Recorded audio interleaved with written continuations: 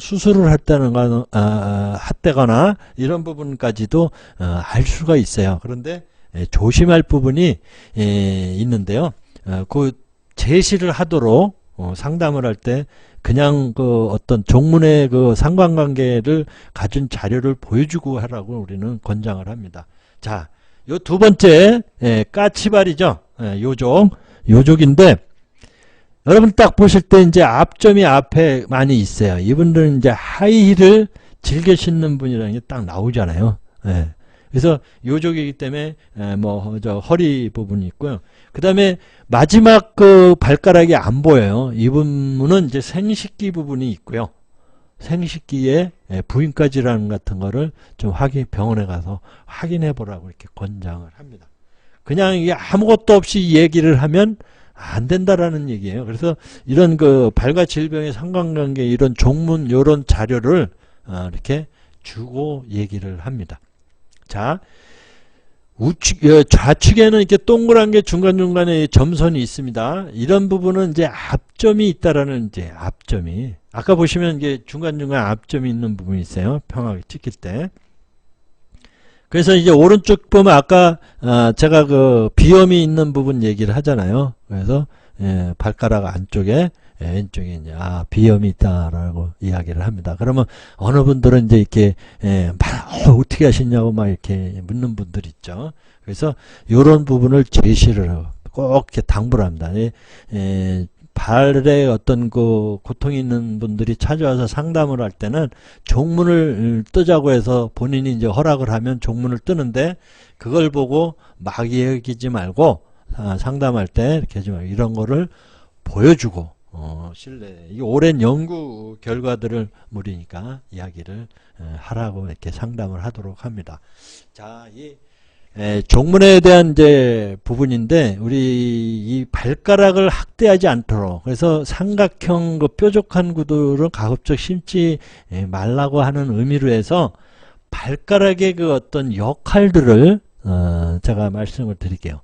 엄지발가락은 머리를 이야기를 합니다. 그래서 색깔이 많이 변해 있으면 알코올 중독자일 가능성도 있어요. 그래서 발을 보고 종문을 뜰 때 이미 발에 대한 부분을 일부 이제 체크를 합니다. 발에 대한 전문가들은. 그래서 발이 이렇게 차거나 이러면 이제 여성의 경우는 이제 생리통을 이제 뭐 이런 부분을 이제 체크해 볼 필요도 있고요. 그래서 이 뇌출혈이나 뭐 이런 부분이 있는 경우에는 엄지발가락을 잘 주물러주면 회복이 빨라지고 또 예방이 가능하다. 그 다음에 이 종문을 찍었을 때 엄지발가락이 삼각형이면 삼각형으로 나오는 경우가 있어요. 이런 분들은 빨리 병원에 가서 뇌 점검을 할 것을 권장을 합니다. 그래서 이런 부분이 이제 있고요. 발가락 끝에서 위쪽하고 그 다음에 이 아까 그 코 비염 쪽에는 왼쪽하고 그 다음에 이지 쪽에 있는 부분에 다 그 앞점이 나오는 부분을 보고 말씀을 드리는 거예요. 자, 둘째 발가락 같은 경우는 위를 이제 보통 이야기를 합니다. 뭐 식중독이나 복통이 일어났을 때 두 번째 발가락을 잘 이렇게 해주면 통증이 완화가 된다라는 부분하고요. 이 셋째 발가락은 이제 우리가 보통 눈이라고 하는데 심장도 같이 연관이 이렇게 있는 것으로 해서 발가락을 그런데 이런 발가락을 갖다가 막 저기 이 좁은 삼각형 안에 그 뾰족구두 있죠. 힐 같은 데다 이렇게 모아놓고 해놓으면 이 숨을 쉴 수가 없잖아요. 그래서 이런 부분을 이제 좀 저의 이야기를 듣고 이건 이제 그동안 했던 부분들을 조금 바꾸셔야 패턴을 바꾸시면 되겠습니다. 그래서 이제 이 감기가 걸렸을 때도 이제 세 번째. 근데 최근에 이제 동영상을 보니까 TV에서 출연하신 분이 이 세 번째 발가락을 통해서 목 회전을 그 TV에서 직접 보여주는 부분이 새롭게 나왔어요. 그래서 목이 잘 안 돌아가는 분들은 셋째 발가락을, 그 TV에서 그 건강 그 TV에서 이렇게 나오더라고요. 그래서 그 동영상을 보여주는 것을 제가 이렇게 인터넷에 보기도 했습니다. 자, 네 번째 발가락은 이제 중이염을 이제 얘기를 많이 합니다. 중이염. 그래서 귀가 좀 저해서, 이 귀가 뭐죠? 균형을 잡는 거잖아요. 우리 몸의 균형을 귀에서. 그래서 이명이 심하면 그 중심을 못 잡고 하는 이런 부분이 있죠. 그래서 이분들은 이제 실개가 이제 여기 그 넷째 발가락을 이렇게 잘 저기 해주면 실개나 그다음에 이제 가스, 배에 이제 가스가 차는 경우. 자, 우리 또 숫자 얘기 하나 할까요? 예. 아까 발바닥에 땀이 나는 경우는 250cc라고 그랬잖아요. 우리가 성인 남녀가 보통 가스가 보통 2000cc가 이제 배설이 되죠. 예. 여러분들, 아니 이제 이 가스 생성이 보통 뭐 이제 배설할 때도 같이 나오기도 하지만 또 이제 일부 이제 수면시라든가 여러 형태로 해서 배설되는 게 하루에 약 2000cc라고 이야기를 합니다.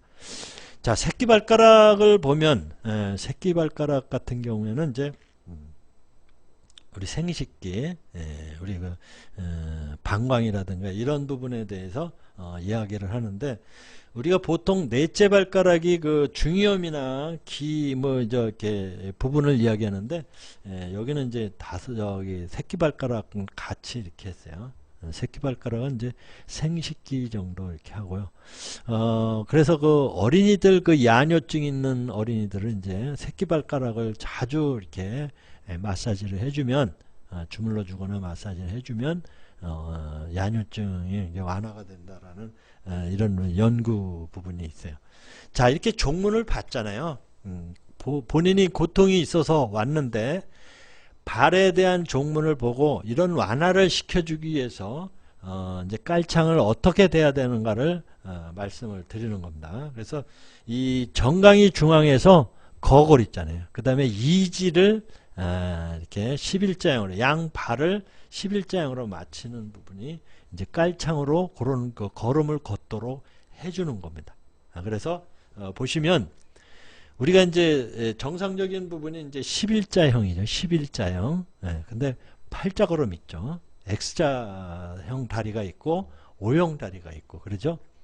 또 뭐가 있을까요? 우리 모델들이 걷는 일자걸음 있죠. 일자걸음. 굉장히 그 힘든 걸음인데, 그래서 이 부분에 뒤에 깔창 이거를 맞추는 거는 11자형의 그 걸음을 걸을 수 있도록 보조기구를 두는 거예요. 오소티. 그래서 그 형태를 맞추어서 우리가 이제 신고 다녔을 때 몸에 정상적으로 돌아오도록 그런 그 습관화 시키는 부분이 바로 깔창 보조기구의 역할입니다. 그래서 이 깔창을 이제 뜨기 위해서 석고를 이제 합니다. 그래서 석고 한 뭉치가 우리 발이 이제 두 개니까 우리 발 길이에 이 발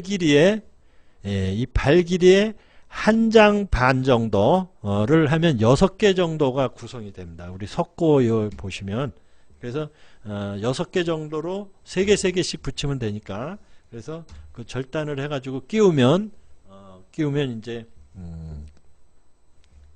물에 이제 미지근한 물에 살짝 적셔서 살짝 짜고 난 다음에 이 발에 이지에서부터 중심으로 해서 걸쳐가지고 우리 그 발 뒤쪽으로 여기에 이제 걸쳐 넣어서 발 뒤쪽으로 싸서 여기 뒤로 하시면 이게 문질르면 이제 이 열에 의해서 살짝 굳어갑니다. 그래서 내궁과 외궁을 같이 이렇게 해주면 이러한 이제 여기 보시면 석고가 뜹니다. 이 석고의 한쪽 면의 그 기울기를 보고 여기 이제 깔창을 이렇게 만드는 겁니다. 여기 이제 어린이용이 있고요. 어린이용, 이제 어른용이 이제 있습니다. 이렇게 어른용하고 이렇게 있고요.